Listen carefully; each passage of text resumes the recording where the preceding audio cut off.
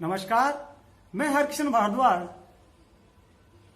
आज मैं उस शख्सियत के बारे में बताने जा रहा हूं जिनकी वजह से आज हम आजाद देश में सांस ले रहे हैं। वो थे, इसलिए आज हम हैं। आज हम उन असंख्य नायकों की वजह से आजादी की स्वच्छंद हवा में जीवन यापन कर रहे हैं जिन्होंने देश को आजादी दिलाई। उन्हीं असंख्य नायकों में एक महानायक भी है जो थे सुभाष चंद्र बोस। नेताजी सुभाष चंद्र बोस एक वो नाम है जिनका नाम सुनते ही युवाओं के रगों में खून दौड़ उठता है और देश के प्रति कुछ कर गुजरने का जज्बा जागृत हो उठता है। ऐसे थे नेताजी सुभाष चंद्र बोस जिन्होंने कहा, दिल्ली चलो, जय हिंद, और तुम मुझे खून दो, मैं तुम्हें आजादी दूंगा। जैसे वाक्य आज देशवासियों के लिए ध्येय वाक्य बन चुके हैं और युवाओं के जहन में दौड़ते रहते हैं। आज हम नेताजी सुभाष चंद्र बोस को याद करने जा रहे हैं क्योंकि 23 जनवरी को नेताजी सुभाष चंद्र बोस का अवतरण दिवस है। यूं तो 365 दिन ही नेताजी सुभाष चंद्र बोस को याद करना चाहिए, जैसा कि उनका कृतित्व था, जैसा कि उनका कार्य था, जिसकी वजह से देश गौरवान्वित हो रहा है।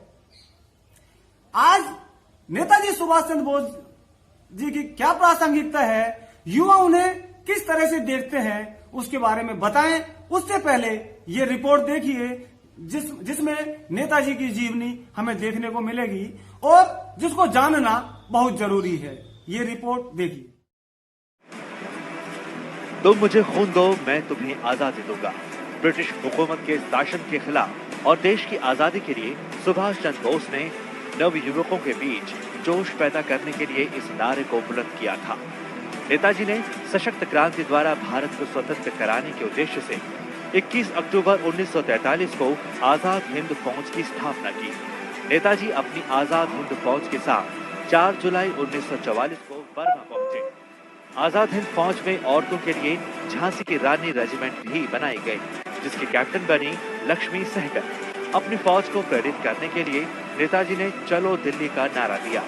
सैनिकों का हौसला बुलंद करने के लिए उनके द्वारा दिया गया जय हिंद का नारा भारत का राष्ट्रीय नारा बन गया। सुभाष चंद्र बोस का जन्म 23 जनवरी 1897 को उड़ीसा में कटक के एक संपन्न बंगाली परिवार में हुआ था। प्रारंभिक पढ़ाई पूरी करने के बाद माता पिता ने भारतीय प्रशासनिक सेवा की तैयारी के लिए इंग्लैंड के कैम्ब्रिज विश्वविद्यालय भेज दिया। अपनी मेहनत और लगन से सिविल सर्विस में सुभाष चंद्र बोस ने चौथा स्थान प्राप्त किया, लेकिन अपने देश को अंग्रेजों की गुलामी की दास्ता से मुक्त कराने के लिए नौकरी से त्याग पत्र दे दिया और लौट आए अपने देश और कूद पड़े स्वतंत्रता आंदोलन की लड़ाई में और भारतीय राष्ट्रीय कांग्रेस के साथ जुड़ गए। लेकिन यहाँ भी महात्मा गांधी से उनके वैचारिक मतभेद सामने आए। एक तरफ महात्मा गांधी नरम दल का नेतृत्व कर रहे थे, वहीं दूसरी तरफ सुभाष चंद्र बोस गरम दल से ताल्लुक रखते थे। दोनों के विचार अलग अलग थे, लेकिन उन दोनों का मकसद एक ही था, देश की आजादी। सुभाष चंद्र बोस ने ही सबसे पहले महात्मा गांधी को राष्ट्रपिता कहकर संबोधित किया था। इसी बीच दूसरा विश्व युद्ध छिड़ गया। सुभाष चंद्र बोस का मानना था कि अंग्रेजों के दुश्मनों के साथ मिलकर आजादी हासिल की जा सकती है। उनके विचारों को देखते हुए ब्रिटिश सरकार ने कोलकाता में उन्हें नजरबंद कर दिया, लेकिन सुभाष चंद्र बोस ने ब्रिटिश सैनिकों को चकमा देकर वहां से भाग निकले। वहां से अफगानिस्तान और सोवियत संघ होते हुए वो जर्मनी जा पहुंचे। सक्रिय राजनीति में आने से पहले नेताजी ने पूरी दुनिया का भ्रमण किया। नेताजी का बहुत समय यूरोप में बीता। यूरोप में वो दौर था हिटलर के नाजीवाद और मुसोलिनी के फांसीवाद का, और ब्रिटेन के खिलाफ लड़ाई में नेताजी को हिटलर और मुसोलिनी के भविष्य का मित्र दिखाई पड़ रहा था। नेताजी का मानना था कि स्वतंत्रता हासिल करने के लिए राजनीतिक गतिविधियों के साथ साथ कूटनीतिक और सैन्य सहयोग की भी जरूरत पड़ती है। स्वाधीनता के पुजारी सुभाष चंद्र बोस ने भारत माता की आजादी के लिए अपना सर्वस्व, अपार योग्यता और कार्य शक्ति मातृभूमि के चरणों में अर्पित कर दी। देश के लिए अपनी जिंदगी न्यौछावर करने वाले नेताजी आज भी देश के युवाओं के लिए नायक हैं। नेताजी सुभाष चंद्र बोस ने भारत के लिए पूर्ण स्वराज का सपना देखा और उसे पाने के लिए 11 बार जेल भी गए। नेताजी अपने विचारों और बलिदान से पूरे देश के लिए सच्चे नायक बने। वर्तमान में हमें उनके विचारों को जानने और उन पर अमल करने की जरूरत है। लोगों के जहन में डाला जा रहा है कि हमारे देश को आजादी अहिंसा के बल पर मिली, दे दी हमें आजादी बिना खड़ग बिना ढाल, सब बकवास है। सत्य तो यह है कि हमें आजादी हिंद फौज के 60,000 सैनिकों, मंगल पांडे, खुदीराम बोस, चंद्रशेखर आजाद, भगत सिंह, लाला लाजपत राय, बाल गंगाधर तिलक, बिपिन चंद्र पाल जैसे अनेक स्वतंत्रता सेनानियों के बलिदान से ही मिली है। 1939 में कांग्रेस अध्यक्ष पद के लिए चुनाव में गांधी जी के मनपसंद प्रत्याशी पट्टाभी सीतारमैया को नेताजी सुभाष चंद्र बोस ने बुरी तरह पराजित किया और अपने आप को साबित किया। सीतारमैया की हार को गांधी जी ने अपनी हार माना। उस समय गांधी जी, नेहरू जी सरीखे बड़े नेताओं ने भांप लिया था कि नेताजी के सामने हमारा अस्तित्व ही खत्म हो रहा है और नेताजी ही देश के सबसे बड़े नेता बनते जा रहे हैं। तो गांधी नेहरू समर्थकों ने इन्हें असहयोगात्मक रवैया अपनाते हुए दरकिनार किया। फलस्वरूप नेताजी ने कांग्रेस से ही त्याग पत्र दे दिया और देश को अपने तरीके से स्वतंत्र कराने में लग गए। नेताजी सुभाष चंद्र बोस ने बाहरी शक्तियों से मदद ली, जिसमें जर्मनी के हिटलर, इटली के मुसोलिनी, रूस के स्टालिन और जापान के प्रधानमंत्री थे। आप कल्पना कीजिए, नेताजी को विश्व के शक्तिशाली शख्सियतों ने मदद दी तो उनकी काबिलियत कैसी होगी। सोचिए, नेताजी का व्यक्तित्व कैसा होगा, देश के प्रति उनके दिल में भाव कैसा होगा, जिन्हें विश्व के शक्तिशाली लोग मदद दे रहे हैं।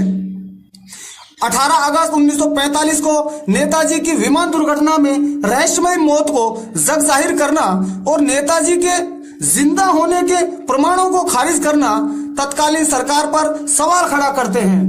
2006 में नेताजी की रहस्यमय मौत की जांच कर रहे मुखर्जी आयोग ने यह स्पष्ट कर दिया कि विमान दुर्घटना में नेताजी की मौत ही नहीं हुई।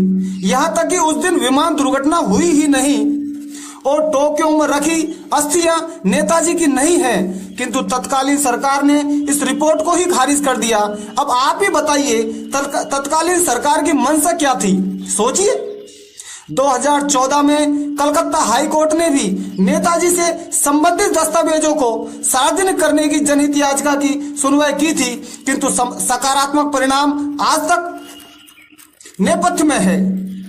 देश के ख्यातनाम वकील सुब्रमण्यम स्वामी तो कहते हैं कि तत्कालीन प्रधानमंत्री इंदिरा गांधी ने उस समय ही नेताजी के रहस्यमय दस्तावेजों को आंखों के सामने जलवा दिया था। किंतु इस बात से खुशी मिली कि अगस्त 2018 में मोदी जी ने लाल किले पर तिरंगा लहराकर आजाद हिंद फौज सरकार की 75वीं वर्षगांठ धूमधाम से मनाई और लाल किला की प्राचीर से देश को संबोधित किया कि 1945 में ही नेताजी देश के पहले प्रधानमंत्री बने और उस समय 11 देशों ने इस सरकार को मान्यता प्रदान की। मोदी जी ने कहा, नेताजी ही देश के स्वतंत्रता के रियल हीरो हैं, उनके बलिदान को शत शत नमन। अब आप ही बताइए, देश की स्वतंत्रता के रियल हीरो कौन है? आप ही बताइए, सही मायने में देश के राष्ट्रपति कौन है? जर्मनी में जो सम्मान हिटलर को, इटली में मुसोलिनी को, रूस में स्टालिन को मिला, क्या वह सम्मान भारत में नेताजी को मिलना चाहिए या नहीं? आप बताइए। आपका सकारात्मक जवाब ही नेताजी को सच्ची श्रद्धांजलि होगी। इसी आशा के साथ जय हिंद, जय भारत।